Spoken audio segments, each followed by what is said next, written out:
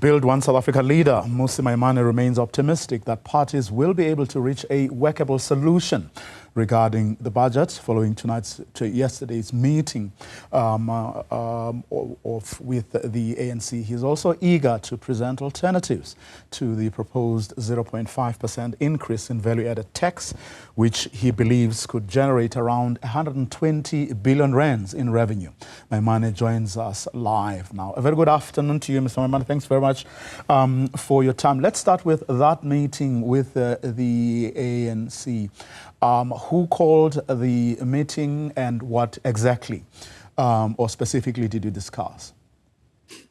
Good afternoon, and good afternoon for South Africans. First and foremost, we have been in constant engagement with the ANC as well as with other parties that sit within government. As you can appreciate, I chair the Appropriations Committee, which deals with the very substance of the budget.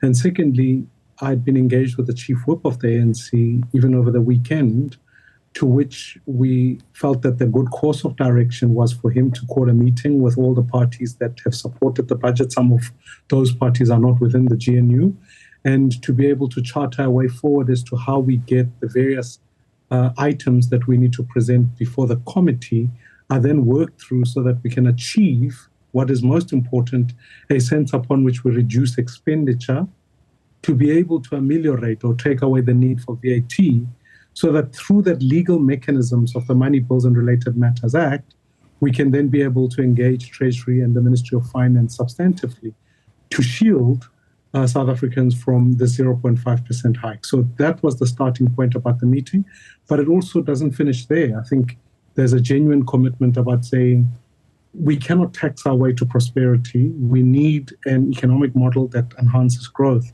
And so in many ways, that's been the substance of the discussion. And so the meeting this evening will look at those issues, and certainly in any engagement I have with the ANC, that's been the substance of the discussion.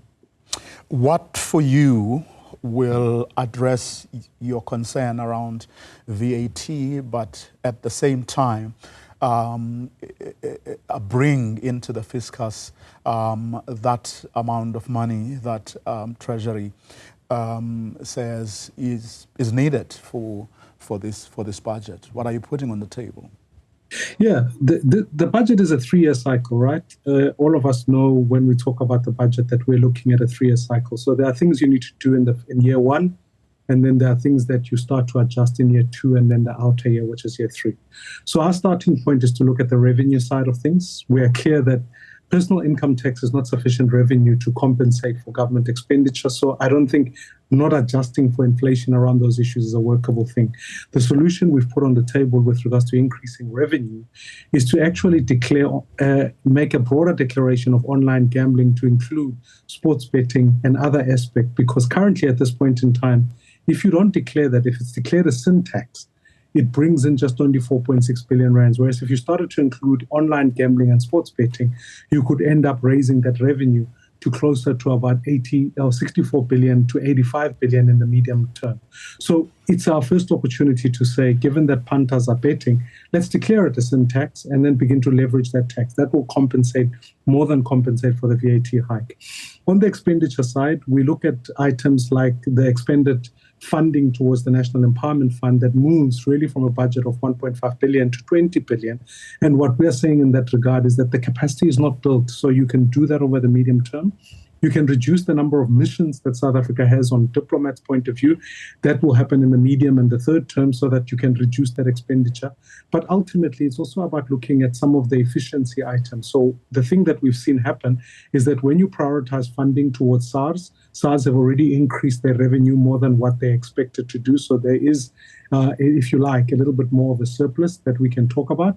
But then if you fund institutions like the NPA and the SIU, you can make sure that money lost through leakages around corruption and the inflation added onto that can be reduced entirely. So we need to capacitate those institutions, because if we've seen evidence of funding SARS increases revenue, we can see evidence of a well-funded NPA and SIU reducing corruption, which helps. And then, as I'd said to everybody else, that this budget cannot just be seen just on those two items. We've got to see the growth aspects. And over the medium term, we'll spend over R1 trillion in infrastructure built. For that to materialize, it's requisite economic growth prospects, we need to ensure that we have a rail that works, and therefore I welcome the allocation towards PRASA. But we need to keep the lights on and keep waters flowing and govern municipalities that are failing properly.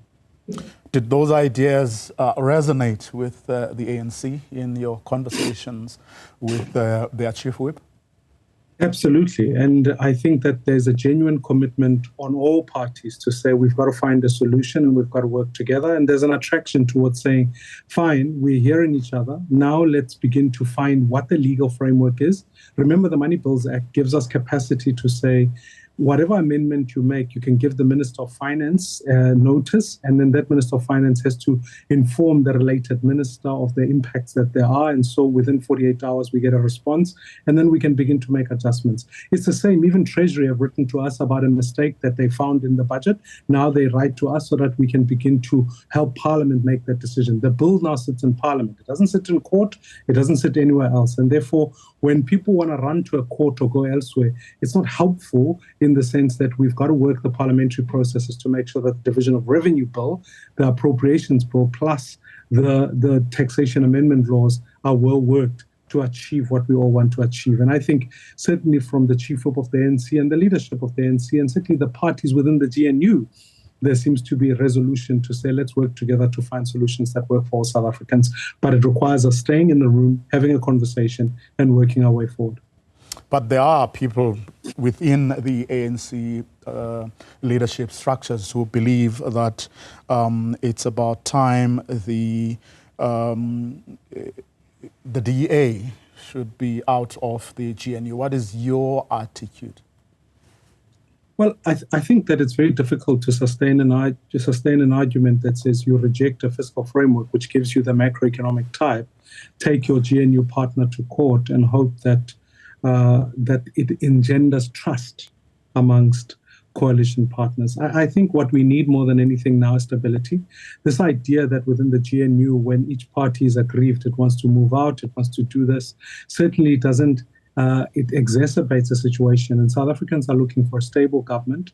They accept coalitions, but what they don't want is the revolving door that happens in certain municipalities. And so therefore, my view on the GNU is that let's build stability. Whilst we're not party to it, we've got to ensure that stability is forefront. We've got to ensure that a clear and a coherent plan works going forward, so that when we begin to work towards the budget of 2025, 2026, or 2026, 2027, we can make sure that we do so knowing what the government's priorities look like and how we can be able to do what is best in the interest of South Africans. I think it's possible, even at this late stage, for us to remove the VAT hike, because I think we've identified savings in that regard. And I think that would require that the Minister of Finance tables an adjusted fiscal framework or whatever the legal process is in this regard. But we will be able to achieve what is in the interest of all South Africans.